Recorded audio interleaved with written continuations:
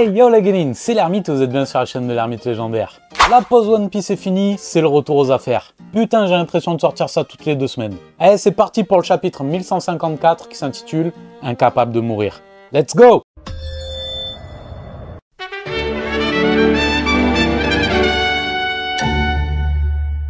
Yamato-chan poursuit son pèlerinage et celui-ci l'emmène devant la tombe d'un certain héros de West Blue élevé à Ringo.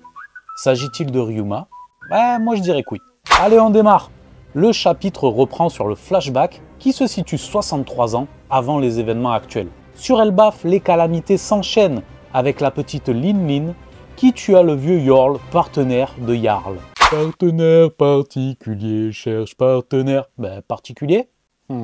Bref, la future Yonko a quand même défoncé la moitié du village d'Elbaf. S'ensuivirent incendies, tempêtes, vagues de froid et famine.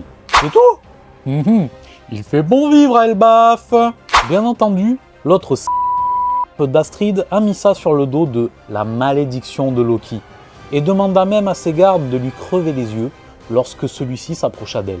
Oh putain, attache-moi, je vais la tarter, On nous dépeint ensuite un contexte de guerre civile dans une île d'Elbaf en proie au chaos. Étant le frère de Loki, Ajrodin et même sa mère Ida firent les frais de brimades, voire même de tentatives de sacrifice. Harald, qui menait sa politique de diplomatie loin d'Elbaf, ne revint que le lendemain de la mort de la reine Estrid. Bon débarras. À défaut de lui crever les yeux, les gardes les ont masqués au jeune Loki avec un bandage au prétexte qu'il souffrirait d'un trouble oculaire. On a vu mieux comme excuse. On peut lire qu'à seulement quelques mois, bébé Loki a déjà abandonné l'idée d'être aimé. Optimiste le lardon.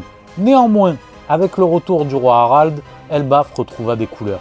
Sa politique avec les humains lui a permis d'obtenir des vivres en quantité et il entreprit également de relier les différents villages de l'île par des routes sylvestres. Pendant ce temps, c'est le frère de la défunte reine Estrid qui se chargea de l'éducation de Loki. Et lui aussi c'était un beau salopard, hein. Quelle famille. En parallèle, Ida et Ajrodin s'installèrent dans le monde souterrain et elle y ouvrit même un bar. Apparemment c'est le bar où on a vu Shanks et Coron. Allez, on fait un bond temporel et c'est désormais 56 ans avant les événements actuels que se déroule l'action. Cela reste vague hein, sur le pourquoi et comment, mais Harald confie qu'il a assisté à la rêverie grâce à un roi qu'il compte parmi ses amis. Il parle d'une requête qu'il aurait formulée et qui a été refusée, et du fait qu'il aurait pu être également emprisonné. Néanmoins, un meurtre a semé le chaos. Jarl évoque avec son roi la Galela, un groupe de géants charpentiers qui étaient également de féroces guerriers munis de marteaux. Il y a probablement un lien entre eux et la Gale et compagnie de Water 7. Peut-être même un lien avec Tom, le mentor et père de substitution de Franky Vincent. Tu veux mon zizi? Oui, oui, oui, oui. Je vais te le donner, oui, oui, oui, oui. De mon zizi, oui, oui, oui, oui. Quoi qu'il en soit, ces derniers ont envoyé une lettre à Elbaf qui indique qu'ils ont tous été capturés. Ça évoque ensuite vaguement le siècle oublié, le fait que le peuple des géants a causé du tort au monde, oulala ils sont vilains, et également une rumeur comme quoi des géants auraient été congelés quelque part, peut-être à Punk Hazard. Et c'est parti pour une double page bien chargée. On voit que le tonton de Loki était un vrai pourri, et bizarrement ça ne lui a pas porté bonheur, puisqu'il va se faire tuer dans le royaume des morts. Harald, quant à lui, commence à laisser sa trace dans l'histoire d'Elbaf, comme le plus grand roi que l'on ait jamais vu. Ajrodin, quant à lui, subit toujours des brimades sur son statut de bâtard. Petit bâtard! Et Loki fout le bordel partout où il peut. Les deux frères en viennent plusieurs fois aux mains, avec un net avantage pour le cadet, qui jouit du sang des anciens géants. On aperçoit déjà Gerd et les futurs membres de l'équipage des nouveaux géants. Loki se moque de leur faiblesse, mais envie secrètement la capacité de son frère à fédérer les gens autour de lui, alors que de son côté, il souffre atrocement de la solitude. Il tente même de mourir en se jetant dans le vide, plusieurs fois probablement même, depuis le royaume du soleil, mais sans jamais y parvenir. La double page finale est un banger.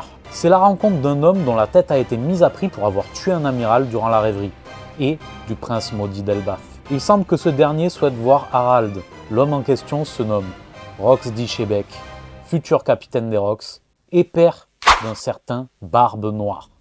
Oh putain, enfin Shebek, Rox D'Ishebek, oui. Eh ben putain, c'est pas trop tôt, Oda. Tu nous as fait attendre. Bon, j'espère n'avoir rien oublié, j'espère que vous avez aimé ce chapitre. C'était encore une fois une corvée à condenser, à synthétiser. Mais bon, on y est parvenu. L'info à retenir, bien entendu, c'est l'apparition enfin de Rox D'Ishebek et Oda nous lâche 2 gros bails. Sa ganache qui est un copier-coller de celle de Teach, et le fait que c'est son papounet. C'est son papounet. Donc voilà, on a enfin la filiation entre Rox Dyschebeck et Marshall D. Teach. Une théorie que des gens avaient déjà établie depuis longtemps et qui est enfin validée par l'auteur. Rox Dyschebeck, hâte d'en voir plus. On retient également que le gars a dézingué un amiral pendant la rêverie. Au calme, au calme. Il n'était même pas encore recherché a priori. Hein. Donc bon, le mec fait son entrée dans la piraterie comme ça. Il fait son entrée dans la piraterie. Qu'est-ce qu'il foutait déjà à la rêverie? Est-ce que ça veut dire que c'était un roi? Est-ce que ça veut dire que le gars était un dragon céleste? Est-ce que ça veut dire qu'il faisait peut-être partie des chevaliers divins? Qu'est-ce qu'il foutait à Marie-Joise? Beaucoup de questions. En tout cas, le gars, c'est devenu le pirate le plus recherché de tous les temps, quoi. Vraiment un gros badass.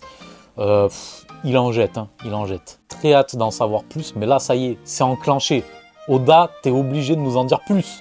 Donc, ça veut dire que God Valley, on va y venir aussi. Vivement, les gars. Voilà, c'est tout pour aujourd'hui. J'espère que vous avez kiffé ce petit chapitre. Les petits pouces en l'air pour soutenir la chaîne, ça aide. Abonnez-vous, likez, partagez. Prenez soin de vous. Soyez curieux, construisons notre légende. Ciao.